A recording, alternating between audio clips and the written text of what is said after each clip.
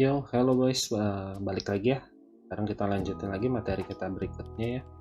Jadi ini pelengkapan aja. Kalau kemarin itu kita udah membuat web aplikasi untuk berinteraksi satu orang dengan yang lainnya atau membuat post dan bisa kita render secara real time tanpa harus kita refresh page-nya ya. Untuk mengingatkan lagi aja, jadi kemarin kita udah membuat halo, saya Udin. Oke. Halo, saya admin ini. Nih, buat refresh dulu page-nya. Tadi belum keload ya. Tes saya Udin. Oke, di sini udah muncul. Tes saya admin. Oke, di sini udah muncul. Cuman di sini kalau kalian perhatikan ya, di sini ada satu kendala, yaitu kolom kontennya ini dia tidak terreset, dimana pada pengaplikasiannya tentu saja kita mau kolom ini reset ya. Kalau kayak gini kan gak bagus ya, harus menghapus lagi baru bikin post baru lagi, baru dia submit lagi, kayak gitu kan repot juga ya. Atau nanti dia kepencet gitu, lupa jadi double post kayak gitu. Nah, di sini yang mau kita tackle adalah yang pertama masalah ini, yang kedua adalah untuk edit actionnya ini, karena ini kalau kalian perhatikan edit action ini postnya adalah post Udin, tapi admin dia bisa ngedit juga. Versi 2 dia update itu muncul di sini, tapi di sini nggak muncul ya, nggak ke update ya. Nanti kita beresin ini juga satu-satu. Yang pertama kita mau reset formnya dulu. Di sini kita bakal pakai stimulus. Nanti gue sertain dokumentationnya di deskripsi, linknya kalian bisa belajar. Intinya adalah stimulus ini adalah sebuah JavaScript framework untuk mempermudah kita gitu. Kita tinggal passing actionnya, data controllernya seperti itu ke dalam views yang mau kita inject ya. Kita langsung aja ke scriptnya. Pertama kita buka folder JavaScript. Di sini ada folder controller di dalamnya. Bawaannya itu dia udah ada hello controller.js ini. Nah, kita bisa rubah, misalnya kita mau kasih namanya reset form. Oke. Kita rename, besar dulu ya biar kelihatan ya. Oke, udah kita rename. Berikutnya kita mau bikin ini action reset ya, action reset. Lalu gampang banget sih, di sini kita tinggal panggil action resetnya kayak gini aja. Lalu kita akan masuk ke halaman views dari targetnya, yaitu post form. Ini post form, kita masukkan di sini data, lalu kita masukkan controllernya. Tadi kita kasih nama controllernya reset form, kita masukkan juga di sini reset form. Kalau di situ pakai underscore, di sini pakai dash aja ya, pakai strip aja, jangan pakai underscore. Soalnya kalau pakai underscore suka ada bug gitu, suka salah baca, dia nggak kebaca kayak gitu. Jadi kita pakai dash aja. Lalu kita masukkan actionnya. Actionnya dia adalah turbo, action dari turbo, submit end. Jadi kita mau men-trigger action ini saat submit sudah selesai. Gampang ya, submit end. Lalu kita arahin nama controllernya, lagi-lagi tadi reset dash form, lalu nama actionnya tadi kita udah bikin namanya reset gitu. Nih nama di bawah sini ya, di bawah sini, reset namanya. Jadi kita masukin di sini. Oke, kalau udah kita save aja. Oke, sekarang kita coba refresh page-nya.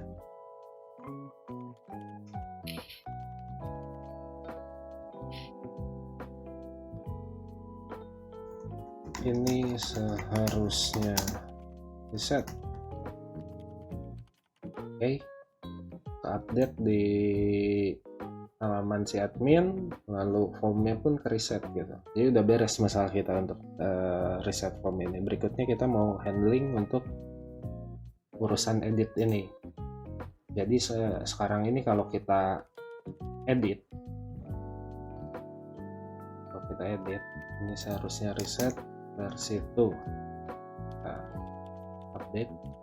Nah, di sini muncul, tapi di sini nggak muncul gitu. Karena kemarin ini kita deklarasikannya di modelnya itu adalah untuk create saja.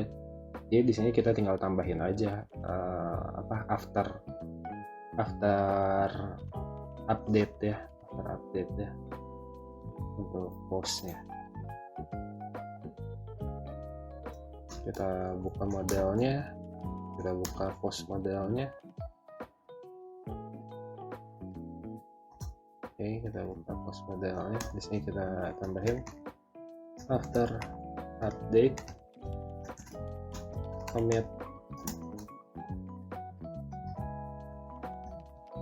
broadcast. Update kita nggak pakai prepend, karena kalau prepend ya kayak kemarin, prepend itu cuma buat nampilin di atas. Nanti kalau kita pakai prepend, item yang udah kita edit bakal pindah ke atas kayak gitu. Kita nggak mau ya, kita mau susunannya tetap update commit, lalu dia akan men-trigger broadcast update untuk postnya sendiri. Kita refresh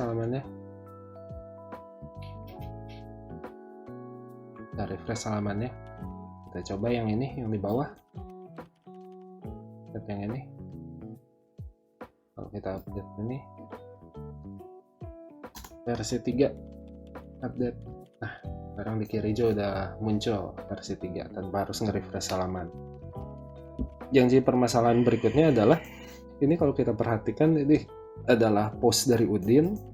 Harusnya yang bisa ngedit ini cuman Udin itu sendiri, tetapi kalau di sini kita sebagai admin, usernya namanya admin ya, kita belum bicara tentang role. Saya rubah. Nah, di si Udin ini juga dia berubah, harusnya nggak bisa, karena ya seharusnya user itu sendiri yang bisa melakukan editnya atau delete-nya kayak gitu ya. Nah, di sini yang akan kita kerjakan adalah 2. Yang pertama, kita mau tombol edit dan delete ini hanya ada untuk post yang dibikin oleh user itu sendiri. Yang kedua adalah kita mau membatasi, misalnya ini buttonnya udah nggak ada, tapi dia mau akses lewat URL kan masih bisa gitu. Contohnya ini post nomor 98 aja ya, kalau kita mau akses dari sini 98 edit, dia masih bisa akses ke sini walau linknya nanti sudah dihilangkan gitu ya. Nah, kita mau membatasi itu semua dulu. Yang pertama, kita batasin dari kemampuan dari linknya dulu aja kali ya. Kita di sini kita memanfaatkan CSS aja ya, karena dia dari device sendiri dia nggak bisa.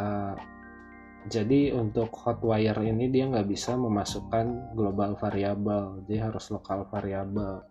Disinilah kita akalinnya pakai CSS, karena kalau kita pakai current user kayak gitu seperti yang disediakan oleh device, dia nggak akan bisa dipakai karena itu adalah global variable ya. Jadi mungkin kita akan set di layout, di application. Nah, di sini kita akan membuat stylenya, CSS-nya. Dia tutup file. Oke. Oke. Lalu kita akan kasih namanya data visible to. Kita akan buat CSS-nya di sini ya, data visible to. Di sini baru kita di sini di CSS kita baru bisa masukin global variabelnya. Karena user J yang mau kita pas itu adalah ID-nya ya. Oke, di sini jangan lupa kurung tutup ya. Kurung tutup, lalu kita masukkan CSS-nya, kita mau display. Nah, jangan lupa titik koma juga. Ini biasanya banyak yang kalau main CSS tuh biasanya banyak yang tinggalan ya. Oke, kita rapihin, kita save, lalu kita mau targetin ke kemana, itu adalah di postnya ya. Dan di postnya kita simpan aja di sini, div data visible tuh. Nah, tadi kan kalau tidak sesuai dengan current user, kalian baca di bawah tuh if not ya, jadi ada not-nya itu kalau nggak sama-sama current user dia bakal display none. Jadi di sini kita identifikasinya adalah dari si postnya itu sendiri, post user.id, kita ngeceknya di sini. Oke, kalau udah kita tutup,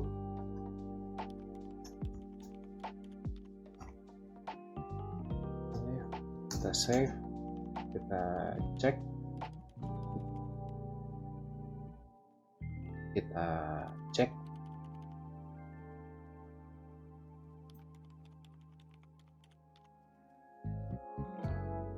refresh dulu. Nah, di sini si post dari Udin udah nggak bisa diedit sama admin ya. Tapi kalau kalian refresh, kalau kalian akses lewat ini, kalau kita cek post 99, kita coba dulu Udin merubah ya, update, masih sama tampil di sini juga. Ini post nomor 99, kalau kita 99 edit, kita akses. Nah, si admin ini masih bisa ngeakses. Admin ini masih bisa ngerubah juga. Ya udah update back to post versi 4 gitu. Harusnya admin ini nggak bisa. Ini cuman buat ngakalin ngilangin linknya. Sekarang kita mau kasih restriction biar cuman user yang membuatnya saja yang bisa ngedit atau delete kayak gitu. Nah, itu kita bikin sebuah method baru, kita close aja, kita bikin method baru di controller, post controller, misalnya namanya kita mau apa, before action. Jadi sebelum ada action terjadi, kita misalnya post on, ini kita mau dia cuman handling untuk destroy sama delete aja ya.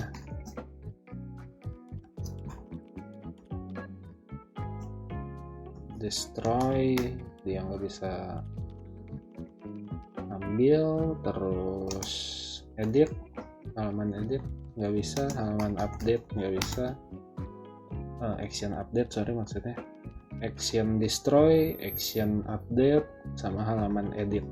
Kita mau batasin di situ aja. Jadi selain itu dia bisa akses. Oke, sekarang kita bikin private methodnya. Jadi kita bikin namanya harus sama ya. post on, lalu tutup dulu. Oke. Nah di sini kita deklarasikan current user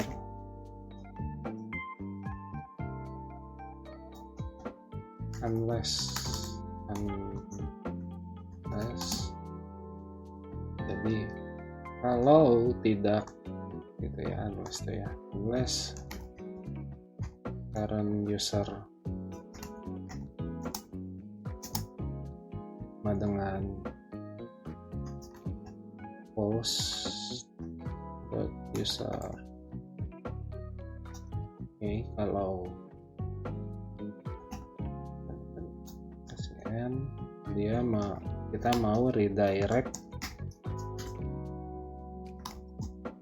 ke halaman utama, ke root path ya, atau mau ke indeks juga bisa. Misalnya kayak gini, jika tidak gitu ya, user yang sedang login ini sama dengan user yang memiliki postnya, dia akan dialihkan ke halaman utama. Kita refresh. Nah kalau kita akses tadi post nomor 99 edit, nah dia akan kelempar langsung, dia nggak bisa tuh, dia langsung lempar ke halaman utama. Kalau dia mau delete juga post si Udin nggak bisa juga gitu ya. Ini kehapus nggak? Mau saya rubah ini ya, delete. Kehapus ya, berarti kita lihat dulu. Di sini ada destroy update.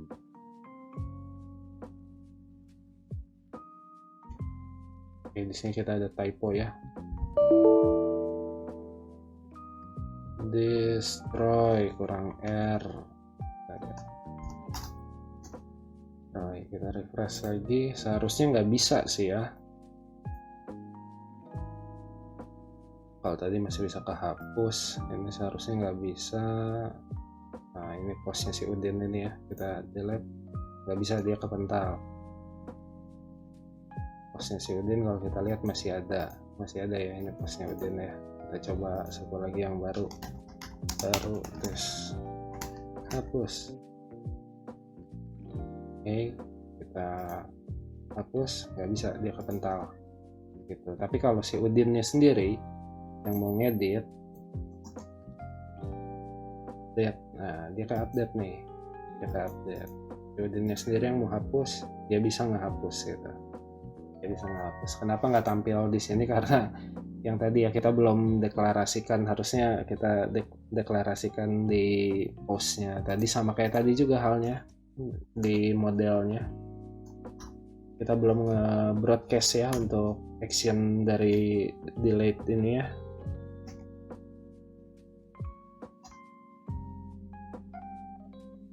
Terlihat commit, aduh ini hapus lagi. Ini film kenapa ya? Di update commit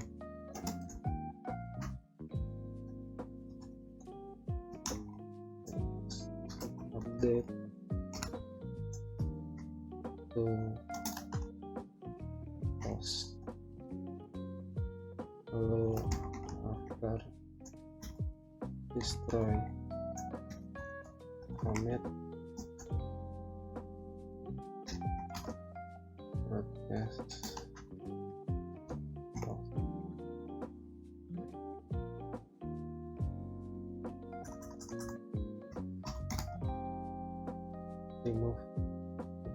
remove kalau nggak salah. Reset, refresh lagi. Ini kalian perhatikan yang paling bawah, Udin ini udah kita delete. Oke, dia actionnya langsung ya ke broadcast ke sini juga, dia langsung hilang juga. kita post, user admin ini mau nge-delete, nggak bisa dia kepental. Tapi kalau si Udin sendiri yang edit, bisa tampil juga. Udin sendiri yang ngehapus, langsung hilang dia. Very nice. Di sini kalian lihat tadi ada bar jalan ya. Sepertinya dia masih ini ya, masih ngerender karena kita belum streaming dari ininya, dari controllernya. Sama seperti kemarin juga sih, ini ada di post controller. Kayaknya seingat gua sih kita belum declare untuk destroy. Nah di sini dia harusnya kita tambahin juga format .turbo stream. Nah kayak gini aja. Ini kalau kita refresh lagi, gua full screen dulu, kita inspect untuk networknya. Halo. Oke, dia ngambil ininya aja, udah benar. Edit, update. Oke, dia ambil ininya aja, udah benar. Sekarang kita delete. Oke, hapus. Dia nggak ngerender halaman full. Kalau tadi masih ngerender halaman full. Jadi buat sekarang segitu dulu aja. Jadi kita udah ngelengkapin ya,